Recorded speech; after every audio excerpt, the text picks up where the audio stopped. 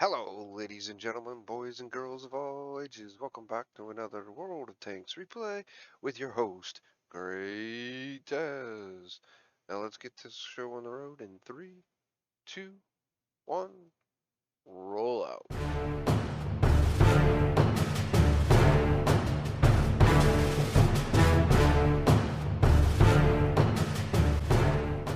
Hello everyone, welcome back. GreatTaz here once again for another World of Tanks replay. Today we're going to be watching myself play in the Progetto Mod 3546. Yes, that's right. This is the Progetto 46. Now this is a tier 10 battle here on Erlenburg, and we're going to watch us do some really good action.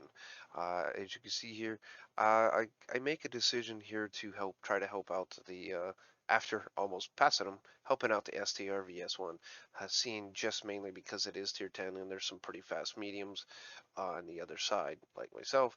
Even though by the time I do get to the point to helping them, it's a little beyond late. The Progetto doesn't have a super ton amount of horsepower, but I hoped it was actually enough to actually get them up the hill a little bit. But uh, as you can see there, they did give us a thank you, and we said you're welcome, basically.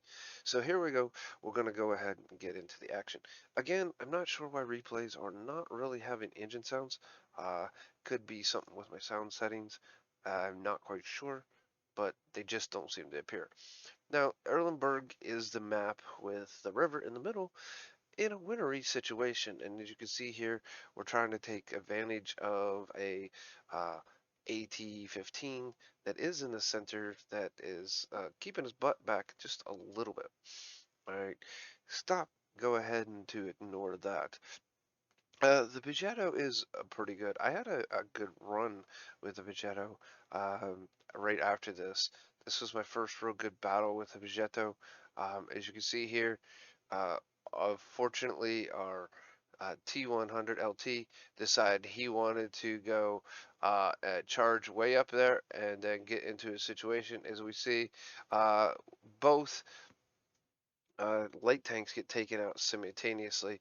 The or 100 gets taken out, and then also the Rumba will get taken out too.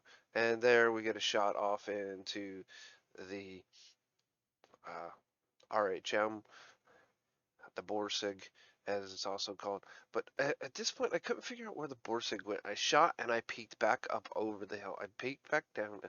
He disappeared and peeked right back up, and he doesn't reappear, which is kind of weird.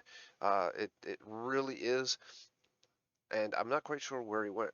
But we spotted the Pat, and the Pat moved up, and I don't know what the heck uh, they were thinking.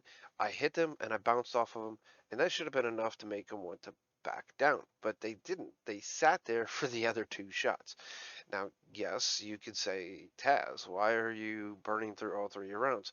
Well, you're gonna sit there, um, and give me a chance with my, 1 second, 2 second reload between rounds, to get another round into you. I'm gonna take it, and it's just the simple fact of that I might not be able to get that. If I would have waited, for a full reload, which is 6 seconds, I would have only got two shots off at the most. So I took them to get all three shots off, especially since the first one bounced. I don't think it was a critical hit. I do not think so. So here we're sitting on top of the hill. We are doing the spotting since the Barask over there is kind of hiding behind the buildings. We are spotting everything except for what's behind the bush. There we see the Ashton Rex coming over this way. Uh, E75 in the middle. I try to give everyone a small notification the Ashton Rex is coming. So you see the Barax there is moving around trying not to get shot by the Ashton Rex. And there our object 2684 does take out the E3. As you can see, we pretty much have no blue on the west side there. If you look at the minimap, most of the blue is pushed back over the northern portion of the map on the area we're at, and then we have the middle, which we're going to go ahead and take care of that AT-15 there. Got spotted, not quite sure what spotted me. I can only figure that the M46 Patton is still over there. That's why I got spotted. So I did take the shot. As you can see, there's something shooting at me from, not quite sure. Thinking it's right there as I mark it in that area because that's where it seemed like it might have come. So I'm going to back down a little bit further to make it a little bit better and not take the chance of actually getting shot. So I will peek back up over the hill. This peeking is just an attempt to actually be able to see. Now, I do have pretty good view range, as you can see by the light blue ring there and everything. All right, going to take a few shots at the E75 here and see what we can do. Here comes the Ashton Rex. This is another Tier 8 Premium American tank. He's going to peel it around the corner. Now watch this. This is going to be an absolute surprise for him. I don't think he was paying attention. First shot right into the track. Second one again. Third one didn't damage him, but sure in the heck did track him again. And we get that 779 damage for all that tracking damage. Right there as he's taken out by an ammo rack from the STRV S1. You can see the E75 took out our EMU1, and if you noticed, been paying attention, our 264B 268 version 4 is now dead. He was also taken out by the E75. I'm not quite sure how the E75 completely did that, other than probably using premium ammo, but he did, which means it pushed back our middle push a little bit. I'm still being very wary here of that corner position because again, the Borsig or the Rumba is not spotted. He's staying behind the bushes, so it's making it really hard for me. I don't have the extra spotting I need. He is in my spotting range, but I don't know.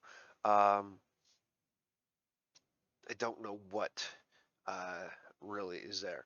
So I take a decision that to this side is going nowhere quick. So I see the other side is pretty much uh, opening up. I know the Jag Tagger is over here on this side, and I don't really want to go head to head with a Jag Tagger last known over here. I'm trying to get some shots on the E75 from over here and trying to get some extra peaks. As you can see, something spots me. Not quite sure. I do mark where I think the arty is shooting from.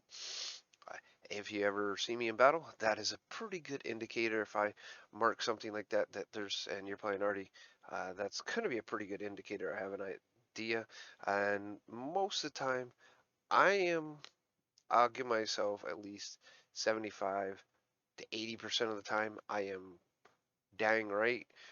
If not exactly on, I got a good line. Especially if you can draw from me and you see the little splash on the map that is around me, I give a pretty good indicator where it is. Now here, not sure what the Concept 1B is and the T44 here. Really don't know what was going on with them. They didn't move from that spot for the longest time. Here I get a little confused, not quite sure where this doorway is. I don't come this way that often, so I get a little confused, turn around. Uh, I see that the Barask has moved up, not spotted anything, so I figured I'm going to go over here and try to help because Concept 1B is kind of hanging back. I'm going to go help the 101, help the Emil 2 here, take care of the E75.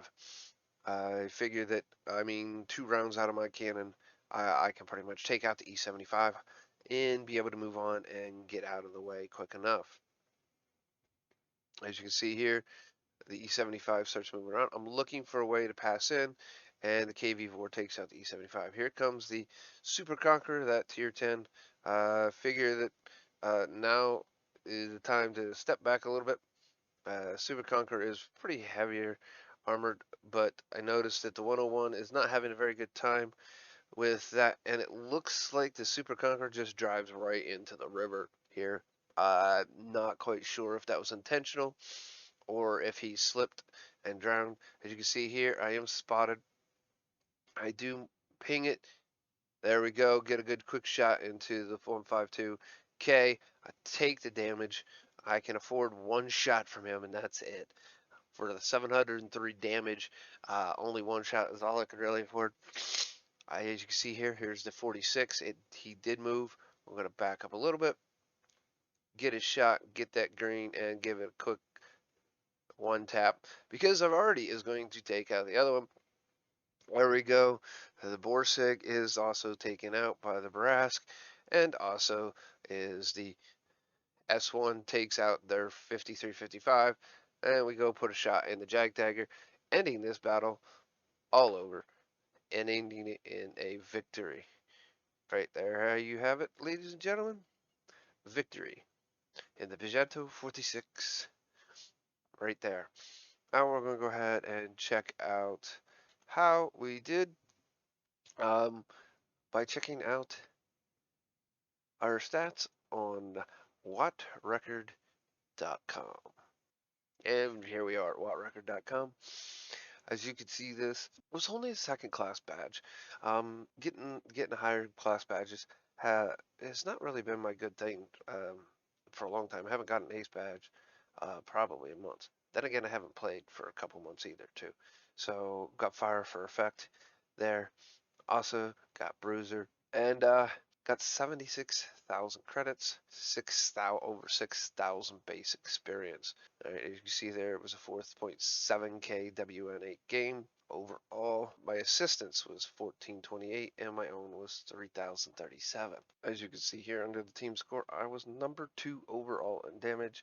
I was number 1 overall in experience, and that comes basically from my having the extra. The only one to get any awards was the Artie on here, getting Confederate, and the STRV S1 getting tank sniper. As you can see under detailed report, 17 fired, 16 hit, 14 done.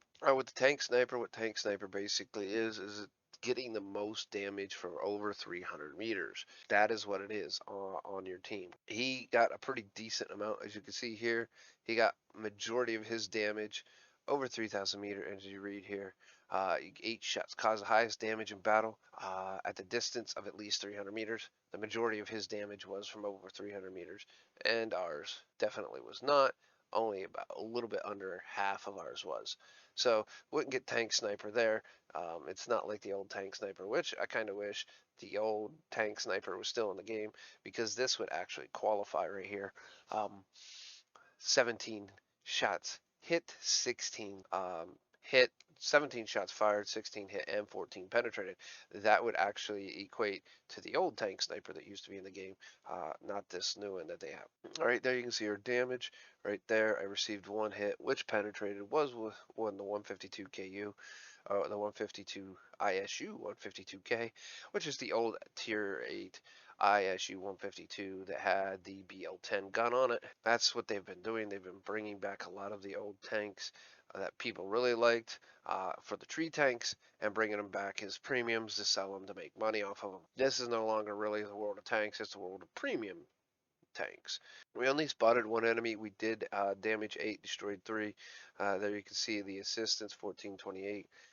Traveled 3.4 kilometers. This is a 1 kilometer map, so we traveled up and down the map 3 times. 68,000 was without our premium tank, so you can see here 68,000, almost 60.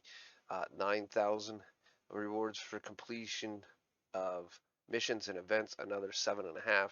That's what gave us the 76. Spent no gold rounds and very little repair, so we came out with 64,000 overall. Here is our experience. We got a big bonus for rewards and missions and events, so that's almost 5,000 right there. So that's a big, huge boost.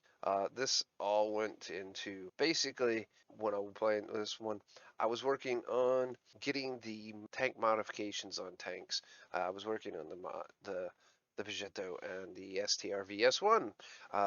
Just working on 2 tanks at a time. It makes it a little bit easier. But overall, I think it was a really good battle, and I hope you enjoyed it too. If you did, make sure you click that like button. It helps out the channel tremendously, and I am very appreciative of all the help that I get from everyone. If you got a comment, go ahead. It's down below. And if you're not subscribed, please take a moment to subscribe. Subscribers also help. And with the comments, it helps show that there's interaction on the videos and helps YouTube's algorithm to actually put it out there for more people to see. And I would love more people to see more of these videos. I don't think they're majorly maybe educational, but they are good information and it shows you what you can do at any points in time. So with that all being said, ladies and gentlemen, I hope to see you again back here soon. This is GreatTaz signing off, saying I'll see you on the battlefield.